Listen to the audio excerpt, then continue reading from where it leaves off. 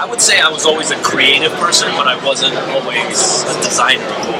I think probably when I was a kid, all the way through to high school, I really didn't even know what a designer was. I didn't know graphic design was like an option in a job. But I was always like, when I was really young, I was always doodling. I was always like drawing comic book characters. I was always like creating my own comic book characters.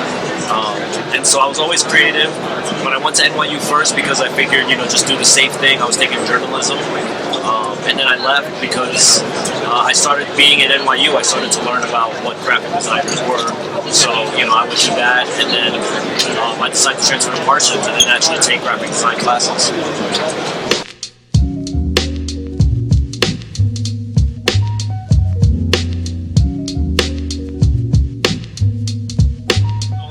With sneaker culture, the way it's been going, I think it has definitely influenced the way I design because, it used to be where sneakers used to be just an accessory of your outfit. It was like an afterthought.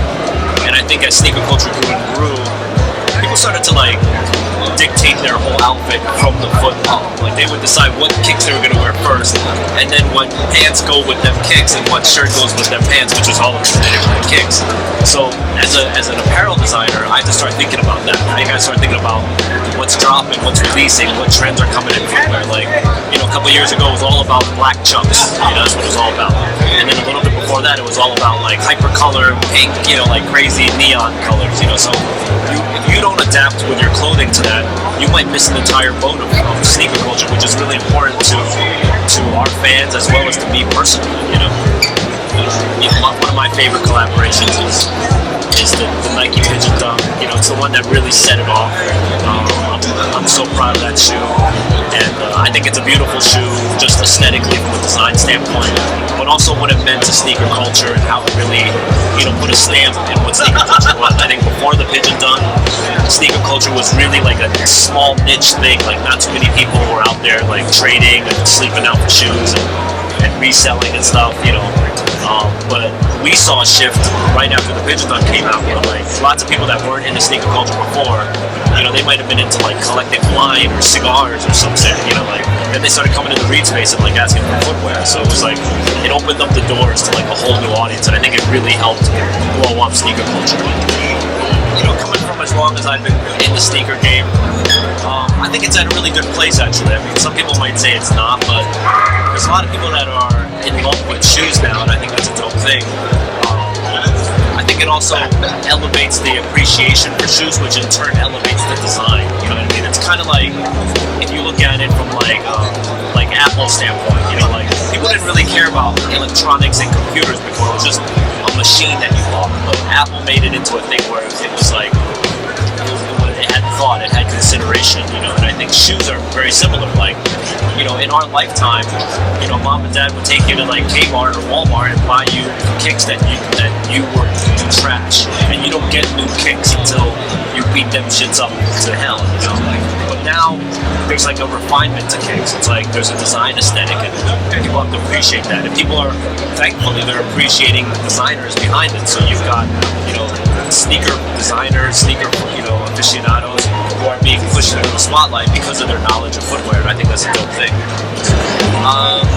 I would say I'm a sneakerhead. I'd like to think that with the experience that I've had in this game, Papito actually called me a sneaker aficionado, which I like that title a lot because I think a sneakerhead sometimes gets caught up in a lot of consuming. They want to buy every single thing that comes out.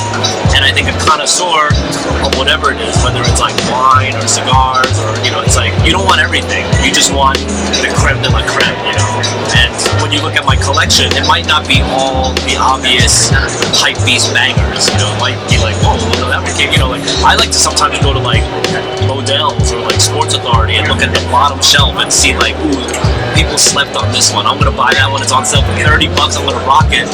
And then people on the store are yo, where'd you get those? You don't need to know, man. And they think it's some tier 0 shit, but nah, I got this shit on sale at Modell. So that's what makes me more of a digger and more of a connoisseur on the sneaker game.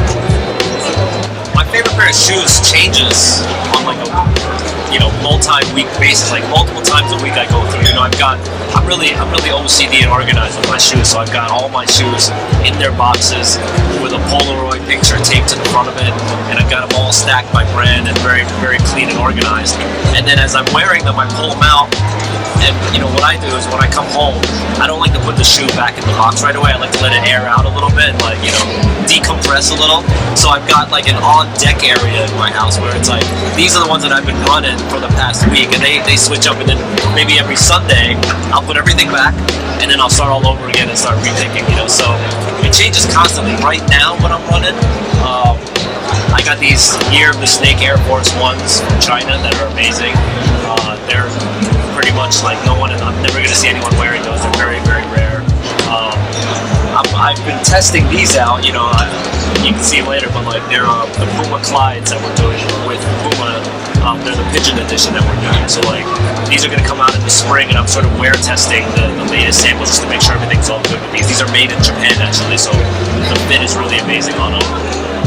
And then Flyknits, I've been rocking Flyknits a lot too. So those are like the heavy rotation ones right now.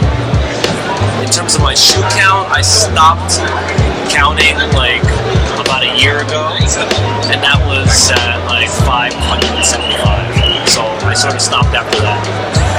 I'm probably at 700 right now. Started in 1997, and we created this icon called the Pigeon back in 2003. First thing we graced it on was a pair of Nike SB Dunks that we did, and that's the first time that we used a logo on something. But to me, ever since I've been coming to New York City, I was born in Jersey, but ever since I've been visiting New York when I was a kid, the Pigeon just always meant so much to me. It was always a symbol of what it meant to be a New Yorker. Just having that mentality of coming from nothing and being able to succeed under like the harshest conditions possible, and kind of being able to like succeed gracefully, you know what I mean? Like pigeons just, they walk right next to you, they don't fly away, they're not scared, and they always succeed even when you think that they can't possibly succeed. They're just like the dirtiest, nastiest birds. Everyone hates them, but yet they flourish, So that to me was like that mentality I really wanted to capture in Staple as well. Yeah, so the Pigeon just like became our logo for that, and I also love the colors of the Pigeon. Like, I'm not really like a flashy guy, as you can see. Like, I don't wear bright colors, but like the gray with the dark gray with the white, the black, and then the tiny little hit of pink. That to me was really perfect as a color theory as well.